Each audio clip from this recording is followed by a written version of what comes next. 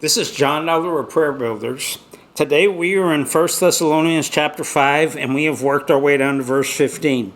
Let's go ahead and let's just read verse 14 down through, and we'll read verse 15.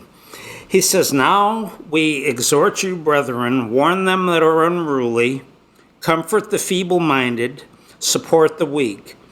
Be patient toward all men." Now I'll tell you what, I didn't say this yesterday, but that's another thing. When you're dealing with people that are basically ready to leave the ranks, or you're dealing with people that are feeble-minded, they're feeble-minded and they're just back and forth, back and forth. I mean, they're like on a roller coaster. They just don't. They're not grasping the things right away, or just the weak. Sometimes that'll wear on you, and then he ends all this up saying, all those people, be patient. Be patient with those people. That word patient means to endure. That means hang in there and don't give up on them. Keep going, keep going, keep going, and that's what love does. I mean, really, that's not just patience, that's love. That's one of the attributes of love. Love ain't going to give up on anybody. Love, back in 1 Corinthians 13 says, love endures all things. It will just not stop. Love, when everything else is shutting down, love just keeps on going, keeps on going, keeps on going. And then it says down at verse 15, and this is another one that's just so powerful for the day that we're living in.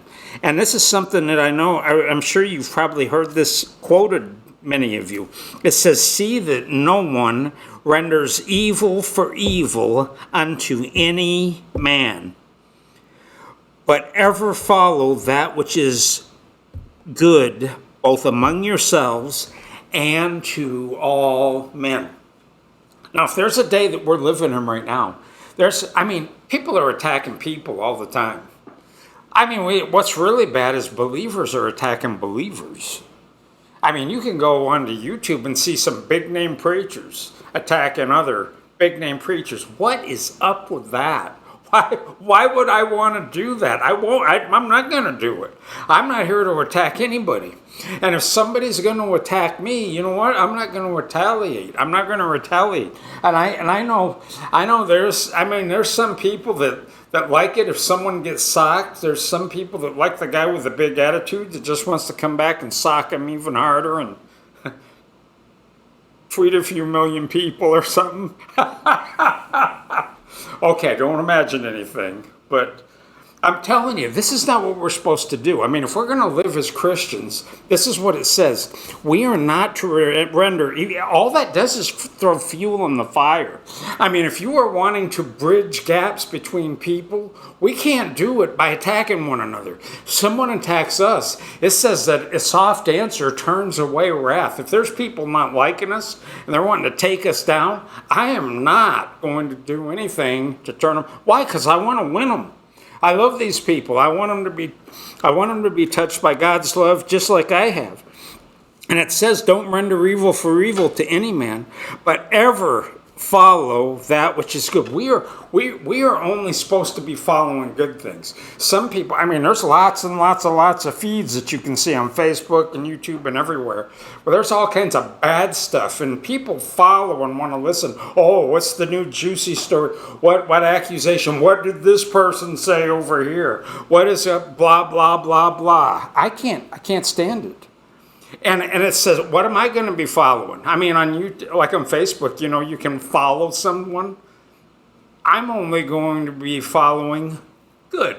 I don't want any of this bad stuff. I'm not going to fill. These are not garbage containers, and I don't want anything. I don't want to have trash coming out of someone's mouth, going into my ears and affecting the way I view and judge someone, because I don't want to judge them.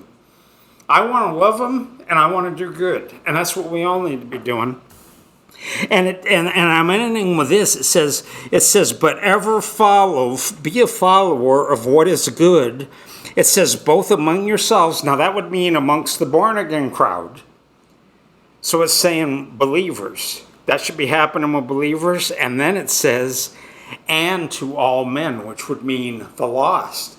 That means the people that you were the furthest polarized from.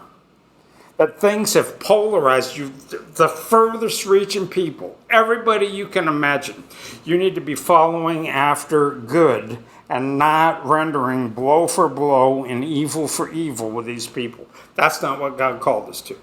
So anyway, I just pray. I pray this word touched your life. I just pray that this word, if it was speaking to some things in you, I just pray God's love. May the Holy Spirit just pour out more and more love. He pours out the love on the inside of us so we can love others like Jesus did. And he can fill you with that love more and more and more.